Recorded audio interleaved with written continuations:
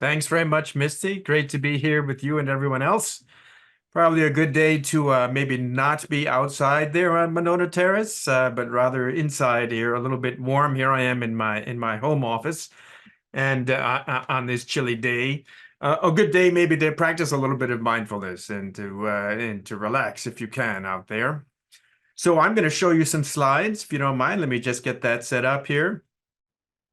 And as you can see, I have various affiliations. I'm in the Center for Healthy Minds. I'm in the Department of Asian Languages and Cultures. I'm also part of the new Transdisciplinary Center for Research in Psychoactive Substances. And a lot of what sort of goes across all of these different contexts for me is the experience of meditation. What is it like to engage in various kinds of meditation practices? And one of the things I focused on quite a lot is actually mindfulness. And that raises a rather obvious question, I suppose, which would be, well, what is mindfulness? And that is not a question I'm going to answer in great detail today. I'm going to touch on just some key aspects of mindfulness. There's a lot that we could say. So, hopefully this will entice you to examine it a little bit, not just intellectually, but also experientially. And we will try to dive into a little bit of an experience of mindfulness. But really, in a very basic way, what we can say is that mindfulness, first of all, is derived from Buddhist practices originally. But even within Buddhism, it's actually quite diverse. There isn't a single version of mindfulness, even within Buddhism. And now that it's been secularized for modern audiences, actually, we see quite a lot of diverse approaches to mindfulness that is now being used in many different contexts. It's used, for example, for stress, which is something we're going to be talking about, but it's also being used in the military to help veterans, to help prevent actually PTSD or post-traumatic stress disorder. It's being used in various businesses, and we've been involved in that at the Center for Healthy Minds. It's used in schools, and Madison Metropolitan School District has been a collaborator with us on mindfulness and other related studies. So it's used in many, many different ways. And these days, in part due to our own efforts at the Center for Healthy Minds, it's a subject of a lot of scientific research. And that's actually quite interesting because if you look at this graph, and so this graph is pulled off of a database called Scopus, and this is the number of peer-reviewed publications coming out of peer-reviewed scientific journals that have the word mindfulness in the abstract. And you can see if you go back to 1990, well, it's basically zero. But as we started with my colleague Richie Davidson, the founder of the Center for Healthy Minds, when Richie began to collaborate with mindfulness teachers, especially Jon Kabat-Zinn, we'll say more about him in a moment, back in 1999, there was virtually no solid scientific research on mindfulness. And now by 2020, which is the latest year that I had data for, you see more than 2,000 scientific publications, peer-reviewed scientific publications that are in some way dealing with mindfulness. It's really quite incredible. And the kind of research we do is varied, but a lot of it is focused on the practical applications of mindfulness, as well as the theoretical accounts of how mindfulness is working. So here's an example of one article that I collaborated with my scientific friends here, Joe Vilgosh, Simon Goldberg, Tammy Kroll, and Richie Davidson, the center director. And this is about mindfulness, meditation, and psychopathology. Happy to make this and some other articles available to you. As you can see in this kind of an article, we're really trying to address, well, how is mindfulness good for various types of disorders, psychological disorders? But when we ask ourselves, well, what is it about mindfulness that is good? That brings us back to this basic question, like, what do we mean by mindfulness? And also that brings us then back to this gentleman, my good friend, actually, Jon Kabat-Zinn, who is so influential in the development of the modern version of mindfulness that's used in clinical contexts, especially. And when John was at the UMass, University of Massachusetts Medical School in Worcester, Massachusetts, back in the late 70s, he started to work. He actually had some experience with meditation practices, with mindfulness style practices, even though he was getting his PhD in microbiology at Massachusetts Institute of Technology at MIT. John began to actually work in the medical school because he was driven by the belief that mindfulness could actually be very helpful for managing various types of disorders, especially chronic stress and chronic pain. So it was really in the pain clinic that John first began his work. And he developed what later came to be known as mindfulness-based stress reduction. And in 1990, he wrote this book after about 10 years of delivering that program. He wrote this book, Full Catastrophe Living, which has been reissued a couple of years ago in an updated version. I highly recommend it. And part of the way that John eventually articulates his version of mindfulness, which actually combines various aspects, various styles of Buddhist meditation with some other influences coming from Christian contemplation, coming from Sufi Islamic contemplation, coming from Hindu practices. So it's a bit of a grab bag, but in a good way, I think. He eventually develops this way of defining mindfulness as what he calls an operational definition. And let me say that, first of all, what is it? What is this definition? Paying attention in a particular way, on purpose, in the present moment, and non-judgmentally. Once again, it's just paying attention in a particular way, on purpose, in the present moment, and non-judgmentally. Now, this is what John called an operational definition. And an operational definition is one that basically tells you how to create something, how to make something happen. It doesn't necessarily tell you all of the key characteristics of that thing. So, for example, an operational definition of a peanut butter sandwich would be take two pieces of bread, smear peanut butter on one, and put the other on top. Well, that doesn't tell you anything about the composition of the bread or the composition of the peanut butter, but it tells you how to have a peanut butter sandwich. Likewise, this doesn't necessarily tell us all the aspects of mindfulness, but it does tell us in a way, it gives us an instruction set of how to actually engage in mindfulness. And this does turn out to be very effective. This style of practice, this paying attention in a particular way on purpose in the present moment and non-judgmentally, when you do this kind of practice, and we'll have a little taste of it later, does it actually appear to be quite effective for managing stress and various other things as well, various other issues.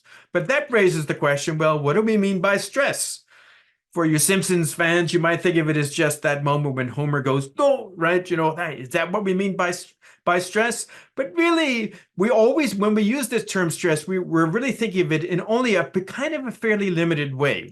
A basic way of thinking about stress is that it's just a response to a threat or a challenge. And that response doesn't have to be a negative thing.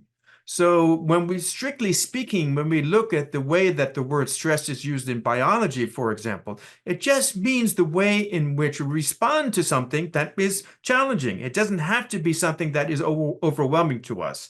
And in that sense, we can actually use this term eustress, as in good stress, something that actually gets us activated, gets us motivated to do something. And that stands in contrast to distress. And that's when stress becomes something negative. So even in psychology, you'll find that people use the word stress only in the sense of distress. But really, to be more precise, it's very helpful to think about stress as being a positive thing too. Because if we didn't have any stress, well, we frankly wouldn't do anything. Stress in that sense of just responding to a challenge.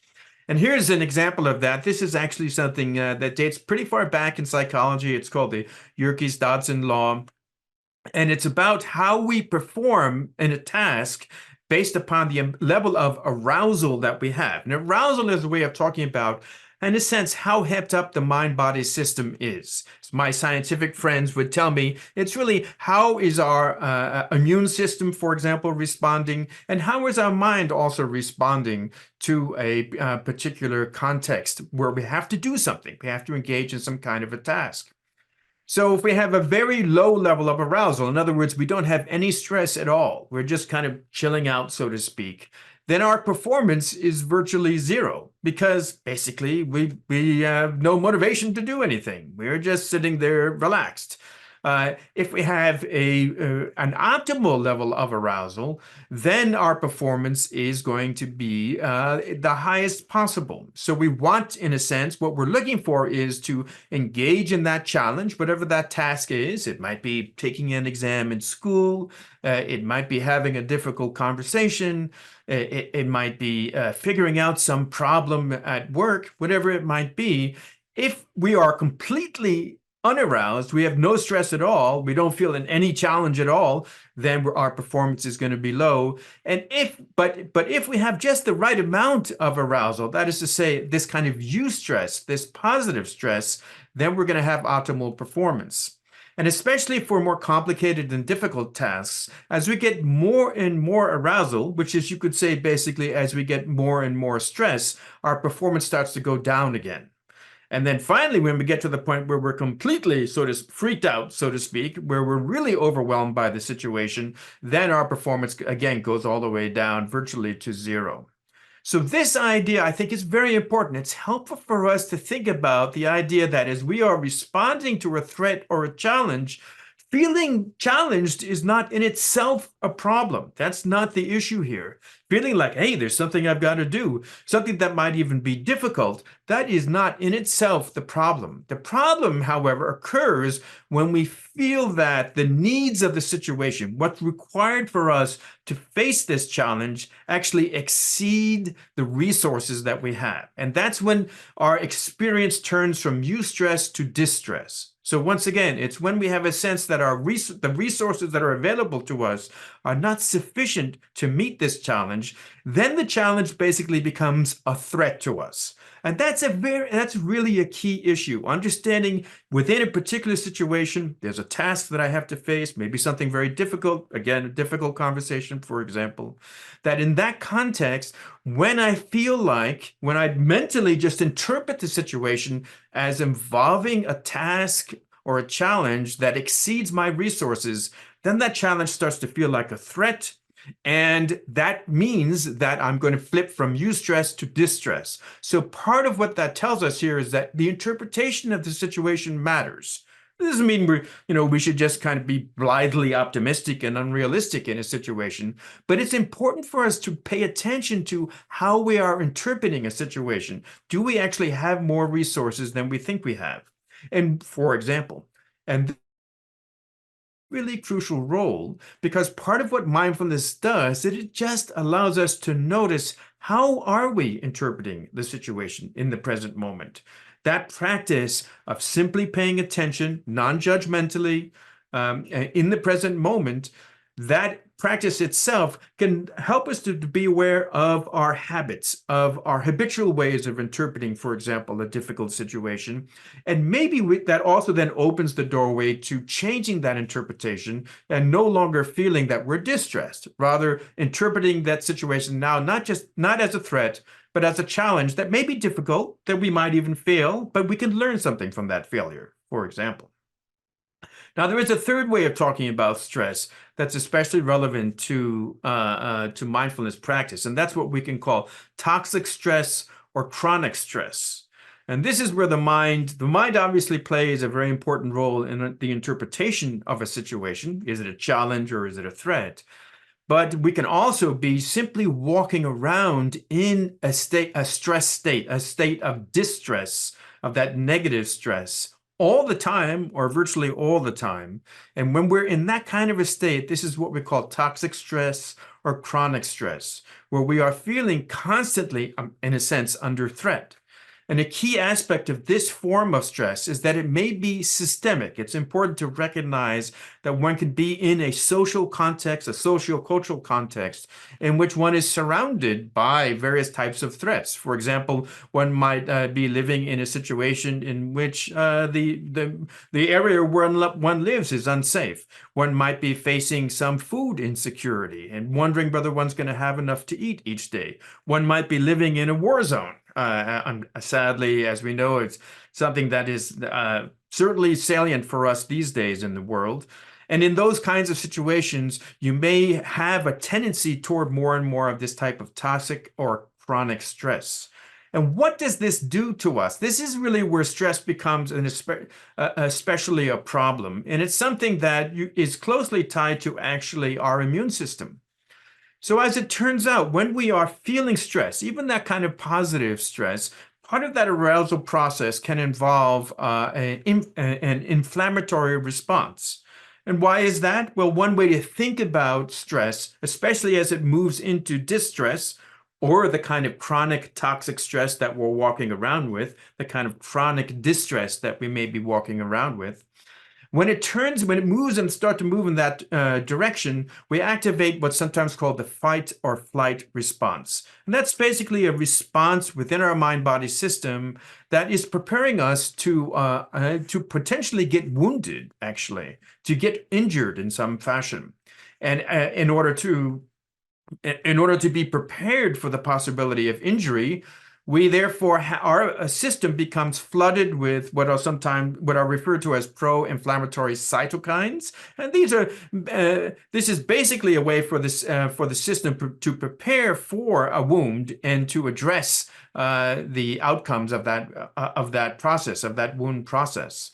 The chronic inflammation that comes from this kind of chronic stress, this toxic stress, that is constantly causing that type of an inflammatory response, really seems to be quite negative for our system.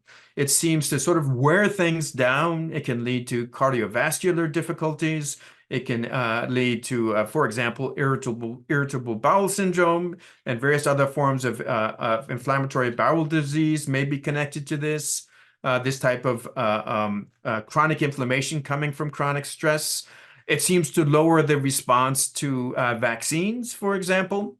And it even, in some recent research, even seems to suggest that it is connected to depression and anxiety. So that if one is in a constantly distressed mode, feeling a lot of stress, feeling a lot of threat, that the inflammatory response that comes with that can actually make one more susceptible to depression and anxiety, which, as you may know, are both really big issues right now in our culture.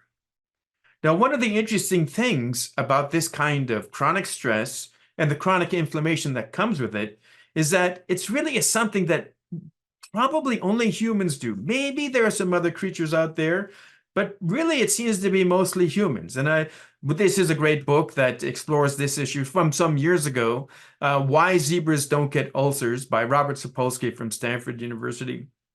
And the very short answer to the question, why zebras don't get ulcers, is, well, these kinds of stress-related diseases are based upon a capacity for humans to, in a sense, live outside of the present, to really project themselves very strongly into the past or into the future, to think a lot about what happened in the past, to think a lot about what is going to happen in the future, and to do so in a way that really feels kind of real to us, that is almost like living a movie, so to speak.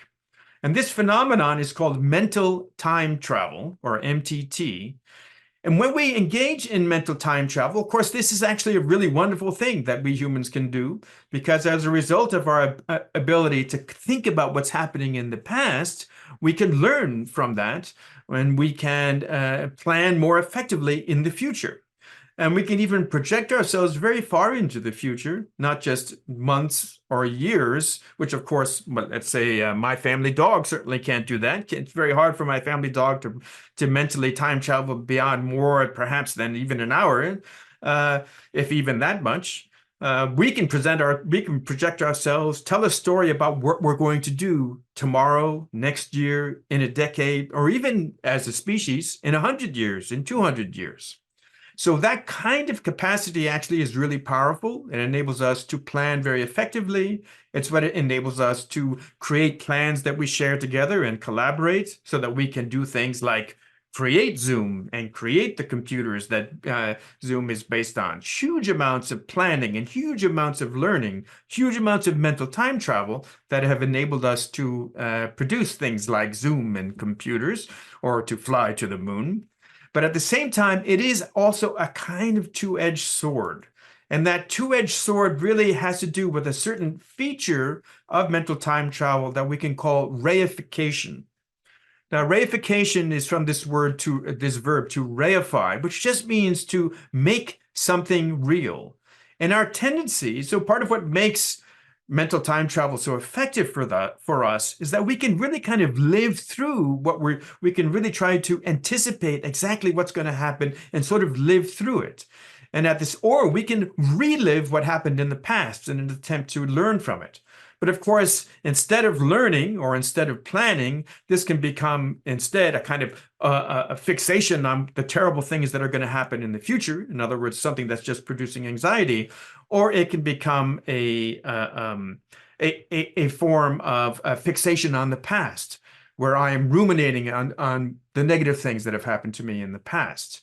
And because of our tendency to reify those mental experiences, they can really have a very strong impact on us, even though they may be actually untrue. So one of my favorite examples of this, it's happened to me many times, actually, and I'll take a particular version of it, which has to do with my phone. Let's say, I'm looking for my phone. I always usually put it in this pocket, and I'm in a bit of a rush, and I've got to get to the next meeting. And suddenly I put my hand in my pocket, and it's not there.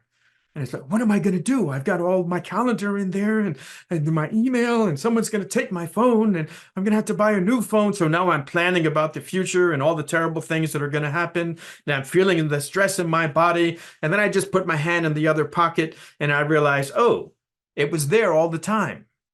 So even though I thought I lost my phone, I actually hadn't. But it didn't matter that the thought I lost my phone was false. In the moment, that thought, even though it was completely false, still had this very strong impact on my mind-body system, where I began to get stressed. And that was just because of the way I was thinking. It was just a matter of me putting my hand in another pocket. So it wasn't actually that there was a difficult task right in front of me. It's not like a bus was rushing at me or some predator was about to attack me. It was purely mental. So that is the way in which mental time travel can create stress, because of the way in which we reify those experiences. And we can think of those reified experiences as what you might call an embodied simulation. Again, almost like living a movie. Sometimes it's not that obvious. Sometimes it is very clear, very obvious in what we call an episodic memory. But sometimes it's not that obvious. It's kind of running in the background. But there is a way in which it recruits the mind-body system and makes us feel like at some level we're actually experiencing what we're thinking about. And this becomes stronger the more experiential fusion we have. And all that really means, this term means that I'm making my thoughts the same as reality. So that's the idea of fusion. I'm taking a thought and I'm turning it into reality. So I'm fusing my thoughts with reality. So the more of that kind of experiential fusion I have, the more that simulation that I'm running, the more my mental time travel can seem real, and therefore the bigger impact it has, the more of an inflammatory response, for example, it can create. And as might be obvious, this is going to be especially the case with emotionally charged things that were emotionally charged mental time travel, when we're trying to think about what's going to happen tomorrow. And if it's about a difficult conversation with someone I care for, well, that's going to have a tendency to create even more of that experiential fusion. So when I say it's like living a movie, let me give you a very quick example of that. I have a good Tibetan friend, Ngaman Togme, whom I met in the 90s when I was doing my doctoral research in India. And Togme La eventually ended up at the University of Virginia as a librarian. And when they brought him there, and we love to talk about this story, and he knows that I share this story. He thinks it's hilarious, actually. So when he got to the University of Virginia, the graduate student said, "Hey, welcome. Let's go out for pizza and a movie." And so they went out and they saw Jurassic Park. And Togmela had grown up in a pretty remote area. He had seen very few movies, and especially really had not had much experience with computer-generated graphics. So he's in the movie, and things are moving along, and then the dinosaurs start to do their thing. And Togme starts to scream, actually. So at first, the graduate students thought, well, maybe he's just one of these people who just likes to scream at scary movies, but he kind of doesn't stop. And then they finally realized that he thought he was seeing something real, like in CNN or something, that somehow, these crazy Hollywood people had found real dinosaurs and people were being killed by the dinosaurs to make the movie.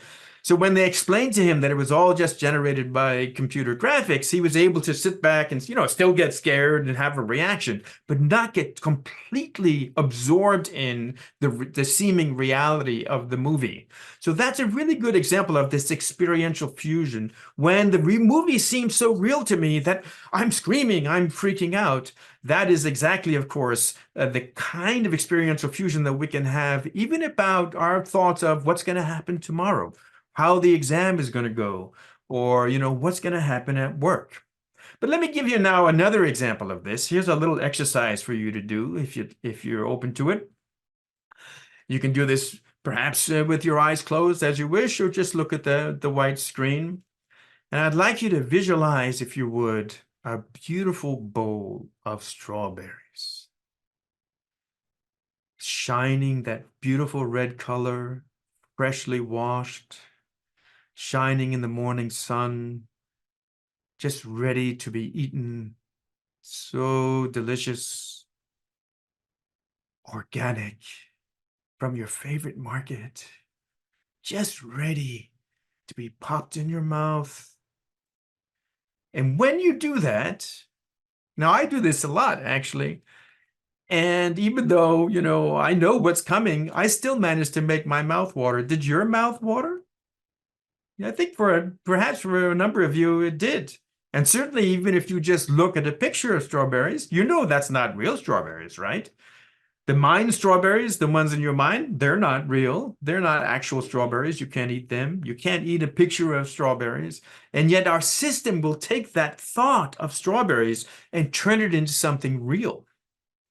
And we know this even actually experimentally when we've worked on pain. And pain is a very good example of the ways in which actually we can create a kind of pain experience for ourselves, even in the absence of an actual stimulus.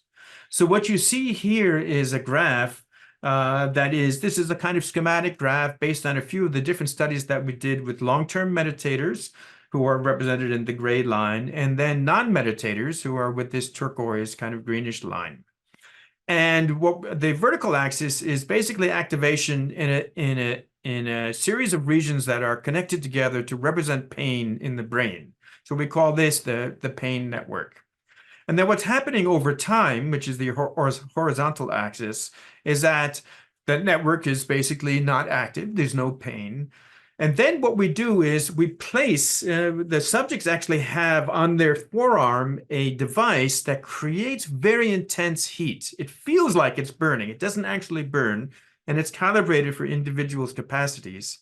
But that device is placed upon the skin, and when this hot water is run through it, it feels again like it's actually really burning. It's really quite unpleasant. So before the device is activated, the subject will receive a sound. So their brain is being imaged while this is happening.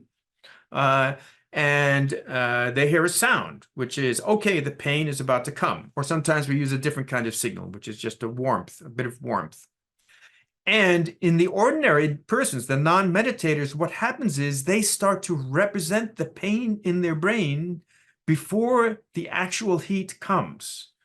So in a very concrete sense, they are experiencing pain just by thinking about the pain that's about to happen to them. And we can also do this, by the way, when we see our loved ones who are experiencing pain. Our pain network can also get activated just by that kind of empathic contact with someone that we care for who is in pain. So the non-meditator actually starts to activate, their pain network starts to activate.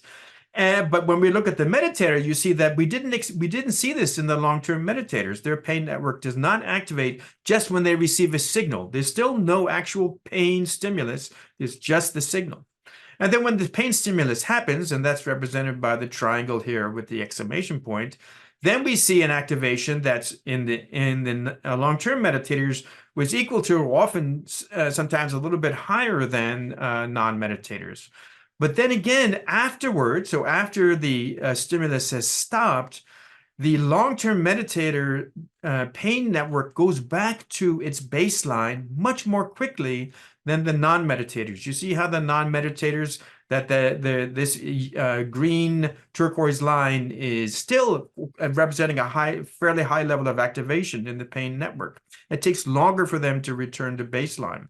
So why is that? Well, one way of thinking about it is not only before the pain came are they anticipating it. It's like, oh my goodness, pain's going to come, but also afterward, they're what we call catastrophizing, which is, oh, that was terrible. That really hurt. Why did that pain have to happen to me? Why did I sign up for this crazy experiment?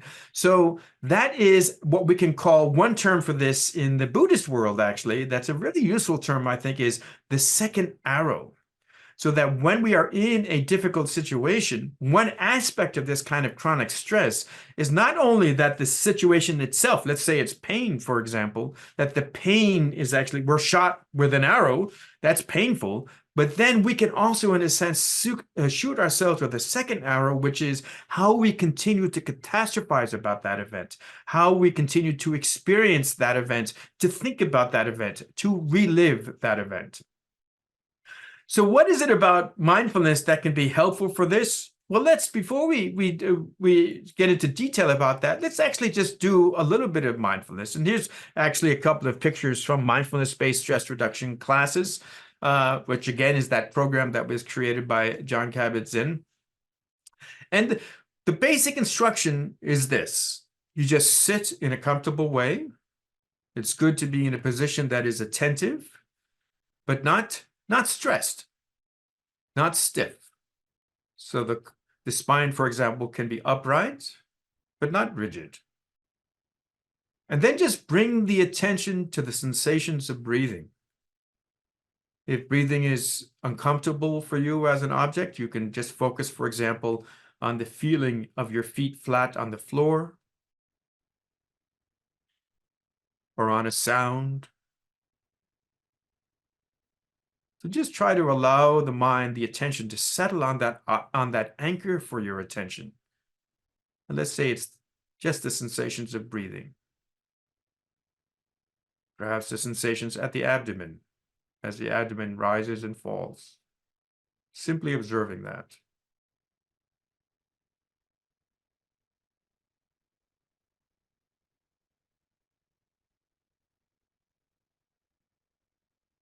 And of course, a distraction will arise. And as the distraction arises, perhaps we start to think about something. Perhaps we start to mentally time travel. The key instruction here is just to note that this distraction has occurred, that this is just something that's occurring in one's mind. And without further conceptual elaboration, without having to say more about it or to be judgmental about it, you just drop the distraction and return the attention to the sensations of breathing or to whatever anchor you're using. So let's just do that for a moment. Simply attend to the sensations of breathing. No need to fixate. Just allow the mind to settle.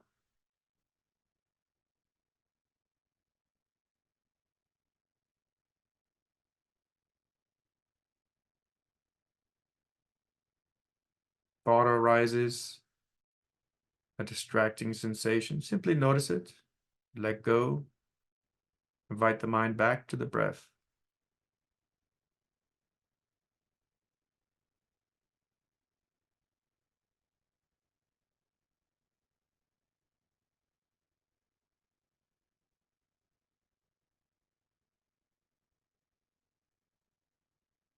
All right, well, that's a little taste of what it's like to do mindfulness. And one of the things that's very interesting and that we're quite interested in at the Center for Healthy Minds these days is what is the process of letting go of a thought, especially a thought that might be kind of sticky, something that's really reified for you.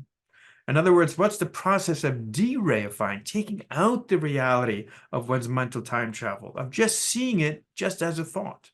Another term for this is decentering. So maybe you had like a very pleasant kind of distraction while you were trying to do a little bit of mindfulness there, and you imagined yourself on the beach in the Bahamas, where it's probably a lot warmer than Madison right now. Or maybe you started to mentally time travel about a difficult conversation from yesterday or that you might think might happen tomorrow.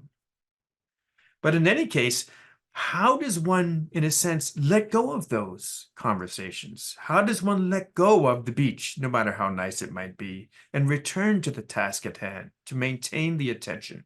In other words, how does one deal with these kinds of mental distractions that are coming in the form of mental time travel? Well, let's try this very quick exercise because here's one way that this happens in mindfulness meditation that's quite interesting. Let's go back to the strawberries for a second. See if you can again just imagine that beautiful bowl of strawberries, so ready to be eaten, that amazing color and the smell, perhaps a bowl of chocolate sauce nearby for dipping. And now just see the strawberries as a thought.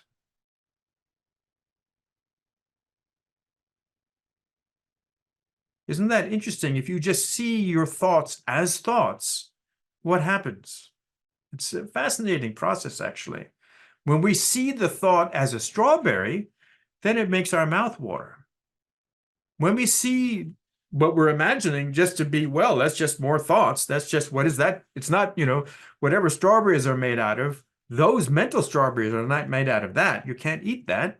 What is it made out of? I guess mind stuff or something like that. But when you recognize the thought just as a thought, for most people, what tends to happen is it just goes poof, just the strawberry just disappears. Or sometimes what happens is that the strawberry actually kind of gets a little frame around it, or like a comic book, quotation thing around it, or whatever it might be. Or sometimes it fades back into the distance. But that sense of the strawberries being real somehow fades. And therefore, it has less impact on the mind-body system. And this is a really key aspect of mindfulness practice that we're especially interested in. It's only one feature of mindfulness. It's not the totality of mindfulness, but it's one that is something that practice of just sitting, as we said, how do we practice? We just sit, we pay attention to an anchor for our attention, and when we feel distracted, we simply notice and return. But that process of noticing and then especially returning seems to involve, especially when we're caught in thoughts that are mentally time-traveling thoughts, an ability to take the reality out of. We don't have to force the mind. We just see what's really happening in the moment. Well, what's really happening in the moment is I'm thinking. I'm not on the beach in the Bahamas. I'm not in front of a bowl of strawberries. I'm not having a difficult conversation. I'm just here right now. And that capacity to do that, to simply notice that one is simply thinking, that in itself is one very powerful aspect of mindfulness practice. But this is not the only thing that mindfulness is good for. There's a lot more. I mentioned already the capacity to sort of notice our habits, to notice how we habitually respond. And there are aspects of mindfulness that are really important for us to develop social connection. And here, mindfulness is more like a kind of bridge to other kinds of practices. But first, let me just say something about this idea of social connection. And I especially like my friend Jim Cohn at the University of Virginia had developed, along with his colleagues, this idea of what's called social baseline theory. And this is from the title of one of their articles where they first articulated this, the role of social proximity in emotion and economy of action. And basically, one of the baseline features here of this social baseline theory is the idea that is widely accepted now that humans are cooperators, that we've evolved to be cooperators, that actually we do not do well on our own. Even our survivalist friends have to get their boots or their tents or whatever. They don't make their own boots and tents for the most part, right? They're going somewhere and purchasing it. We need other humans in order to survive and certainly to thrive. And without other humans, obviously, we couldn't reproduce. But even if somehow we could live on our own and then just occasionally come together, even then we would not do well.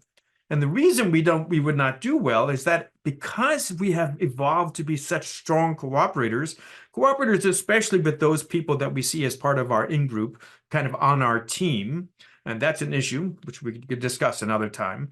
But in any case, because we have evolved to be such strong cooperators, we actually outsource our cognitive load, some of our thinking, as a means to maximize our resources. And we actually, as it turns out, as Jim's work has found, we even do this with our immune system, that our immune system also responds differently depending on whether or not there are other humans around. So you could say that the human mind body expects to have other humans around. And when there are no other humans around, our resource utilization goes up. And because resource utilization goes up, remember what distress is? Distress is the needs of this moment are so much that I don't have enough resources to meet those needs. I can't meet this challenge. Now it's a threat. It's something that's going to overwhelm me because I don't have enough resources. So if my sense of resource is going down because there aren't other humans around me to support me, then my sense of perceived threat actually increases. So how does mindfulness enable us to do a better job, in a sense, of remaining connected with others? Well, mindfulness in itself probably is not going to be key. It's not in itself sufficient. I'll say a little bit more about that later. But one aspect of mindfulness that is very powerful is that mindfulness can enable us to sort of see through our habitual ways of not connecting with others, of noticing our habits, and also noticing the types of thoughts that make us feel disconnected. So, for example, there's some evidence that mindfulness practices just in and of themselves can reduce a sense of loneliness. And that's partially because some aspects of loneliness are really about that kind of mental time travel, a sense of a story about myself as a person who is stuck alone, rather than telling a story of myself as a person who is embedded socially. And of course, even when we do live alone, we still are embedded socially in an environment, for example, here in Madison. So some of this is the interpretation of our experience.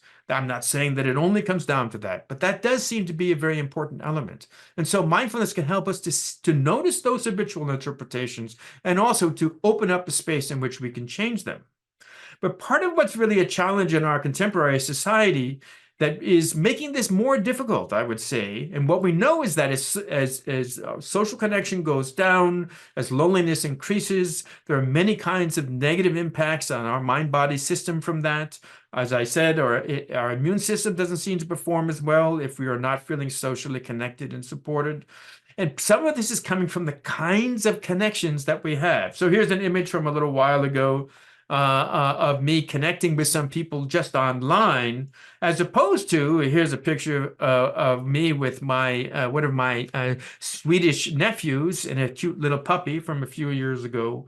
What is the quality of these different kinds of connections? It seems that it's actually really important for us to cultivate connection that is not just the kind of online abstract connection. Certainly Zoom is great. Various kinds of social media can be helpful, but if that's the only kind of connection we have, that may not be sufficient, especially because it may actually feed some of our habitual ways of mentally time traveling, habitual ways of thinking about our social relations that may not be too healthy. More importantly, as well, we can actually turn to practices that are designed to not just enable us to notice, for example, in a mindful way, to notice how we are connected or disconnected, but actually practices that can enhance our social connection. And here I want to give a little shout out to our team at the Center for Healthy Minds and also at Healthy Minds Innovations, our nonprofit, who designed. I participated a little bit in this, but mostly it's my colleague Court Dahl and Richie Davidson, whom I mentioned previously, and a whole team of other people who have designed this really wonderful program called the Healthy Minds Program. Some of you may already be familiar with it. It's a completely free app. You know, it's not like Candy Crush. There are no in-app purchases. And it's a wonderful program that you can complete in a month. There's a month-long version of it, but you can also go on for quite a long time engaging with this app. It does not require a lot of time each day. You can do it for just 5 to 10 minutes a day. You don't have to be sitting in a formal meditation posture. You can be, you know, commuting on the bus and taking advantage of the app, because some of the practices are designed for what we call active context. And it's received a really great review from the Wirecutter, the New York Times review site. So check it out. I think you may find it to be quite helpful. I also want to give a shout out to our friends at UW Health, which has one of the oldest, actually, mindfulness-based stress reduction or MBSR programs. And you see it mentioned there in the lower left-hand corner. MBSR is taught through UW Health. This is a screenshot from their website. You can find a number of different mindfulness classes that are also for different kinds of communities, for example, BIPOC community. So check it out. I think you'll find that between the Healthier Minds program and what's available at UW Health, if you want to engage with mindfulness, there are lots of opportunities to do so. All right, I'm going to leave it at that for now. It's we're about 45 minutes in, so I'm hoping that we'll have a little bit of time for some Q&A. Thanks very much for your attention.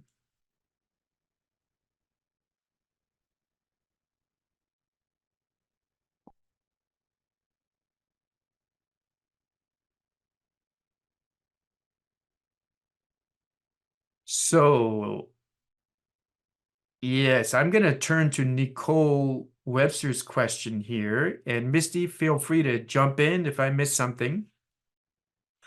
Uh, and Nicole asks, can mindfulness improve our perception of our resources, like in the case of low self-confidence? So that's a really great question. And when we are mentally time traveling, basically, when we're kind of thinking about what's going to happen in the future or what's happened in the past, we don't do that just in a neutral way, so to speak. We actually have a prepackaged story, if you like, that's already available to us. And this connects to a theory about actually how the brain works that's called predictive processing. And it can be a little overstated, but the basic version of it is that a lot of our brain functions are about trying to learn from the past, of course, but also to develop a model that is based on past experience to some extent that enables us to predict what's going to happen in the future, even in just the next moment. And so that model, you can think also when we're experiencing mental time traveling, can be like a kind of narrative universe. So what I mean by a narrative universe is a sort of universe in which we can tell a story. And we have, in our sort of popular literature, for example, we have, like a Star Wars universe, or we have the Marvel universe, or we have the Tolkien universe. And these are universes fans actually sometimes even do live role playing where they'll dress up like an elf and kind of imagine something happening in the Tolkien universe. And there are rules within those universes that help the stories to run and that help one to predict what's going to happen next in the story, help the story to make sense. So, for example, if you're telling a story in the Tolkien universe, hobbits have hairy feet. I don't know if you knew this, but yes, this is like a rule of the Tolkien universe. Hobbits have hairy feet. So if I'm going to tell a story that involves hobbits in the Tolkien universe, that's kind of part of the rules of my story, right? And there are rings of power, and there are wizards, and there are orcs, and all of that business. So if I'm trying to tell a story and I just mix together my universes, it becomes incoherent. If I say, well, Frodo Baggins, the Hobbit, picked up his cell phone and called Luke Skywalker because he was wondering where Captain Kirk was at this point on the Enterprise. Like, well, wait, these universes don't overlap. That doesn't make any sense. We don't know what happens next. So our own stories about ourselves also run like that. They are also happening in a kind of narrative universe, and we can get really stuck in a negative narrative about ourselves. We can have a model, in other words, of ourselves in the world, which actually takes away resources from us, which predicts failure for us constantly. And that kind of a model can actually be very closely connected to various forms of depression and anxiety. And part of the role of mindfulness practices is precisely to enable us to see that the story we tell about ourselves is not who we are. No story is going to be completely exhaust who I am. No story about me can really describe everything about me. But also the stories about me that I've picked up through past experience, through family experience, whatever it might be, they can be actually entirely false. Just like the story about me losing my phone.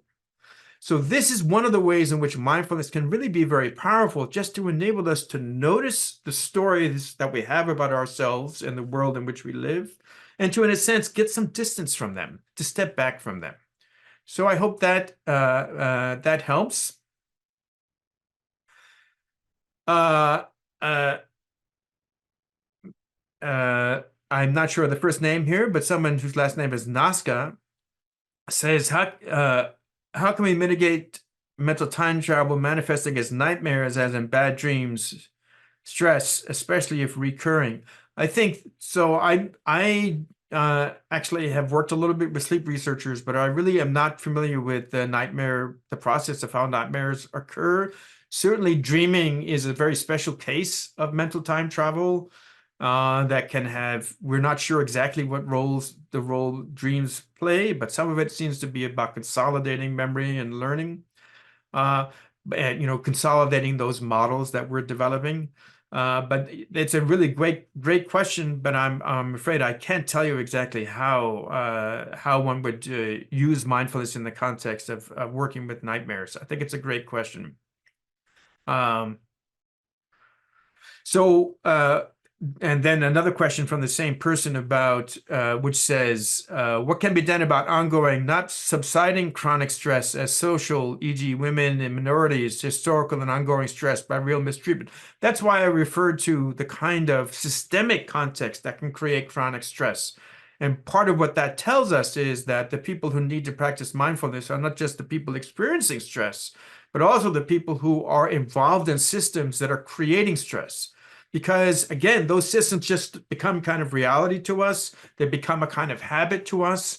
And if we are not making an effort to pay attention to what's actually happening, it's not going to be possible to change those systems, because we won't even notice the ways in which those systems are creating suffering. So that's a key aspect. It also clearly can help people who are dealing with very stressful contexts, who, for example, if one is a minority in this country, in many contexts, that is can be really stress-inducing. So, of course, for oneself to be able to manage that stress is helpful, but one doesn't want to use this kind of stress management as a band-aid, as a way of ignoring the problems that are creating that type of systemic stress. So I think here the lesson again is that the people who need to practice mindfulness are those who are also responsible for those systems. And we're all, of course, responsible for those systems. We're all creating those systems. They don't exist without us. Is there a difference between mindfulness and meditation? Asked Lynn Green. And yes, you can say that meditation is an umbrella term, kind of like sports, that refers to many different kinds of practices. And there are, for example, in the Healthy Minds program, a kind of meditation that we use is called a loving kindness meditation. And that certainly can involve some mindfulness, but it is a separate kind of practice. So mindfulness is just one of many different kinds of meditation, and we've studied a number of different meditation practices at the Center for Healthy Minds.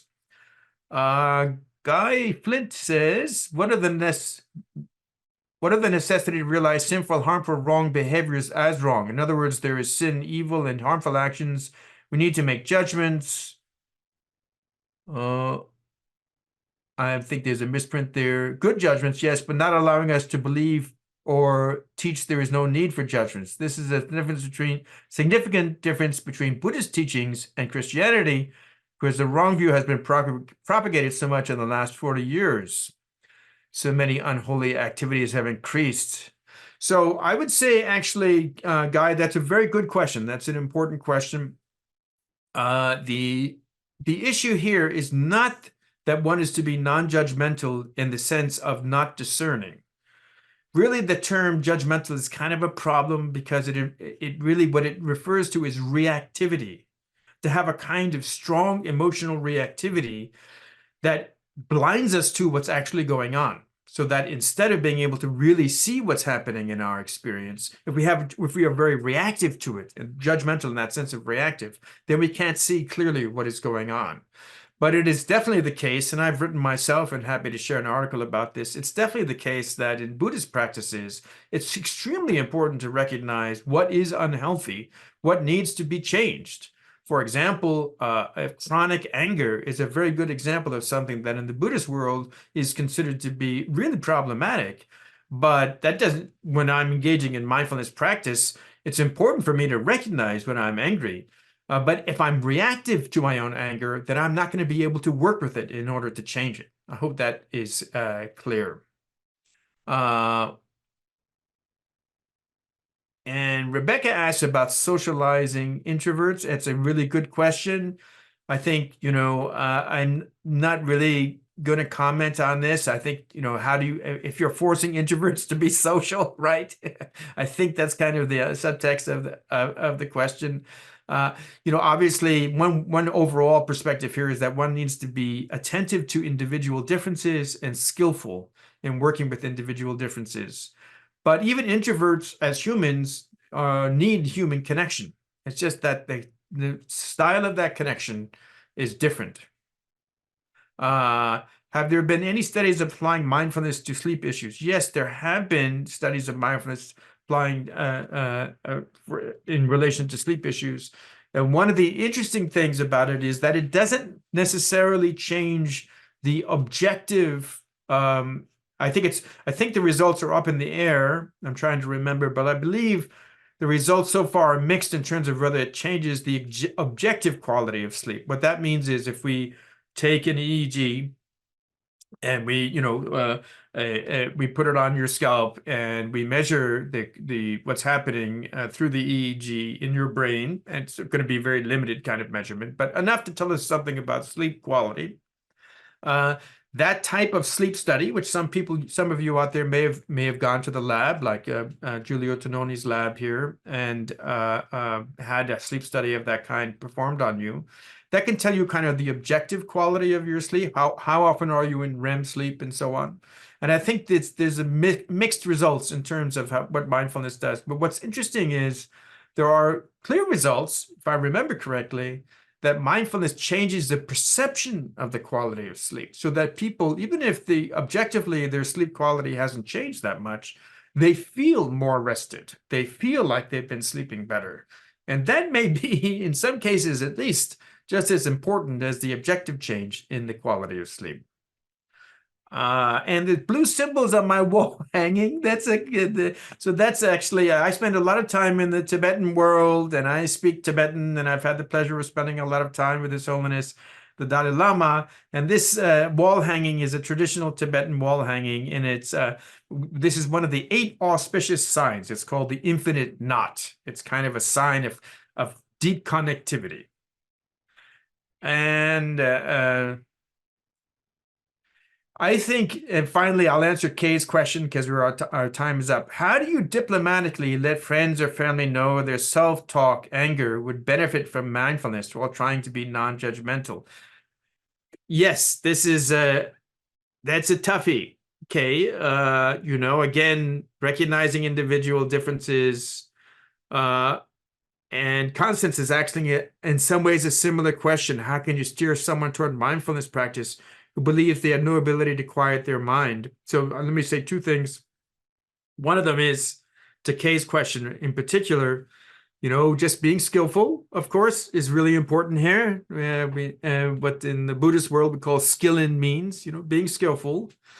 But also, I think trying to point out to people, maybe giving people resources about like the article that I presented earlier, that I showed you the cover of earlier, or some other resources about the benefits of mindfulness. Sometimes people just learn about how something is beneficial. They may want to engage with it.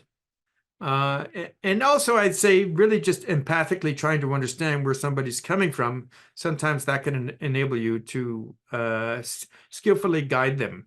But it's not an easy issue for sure, Misty.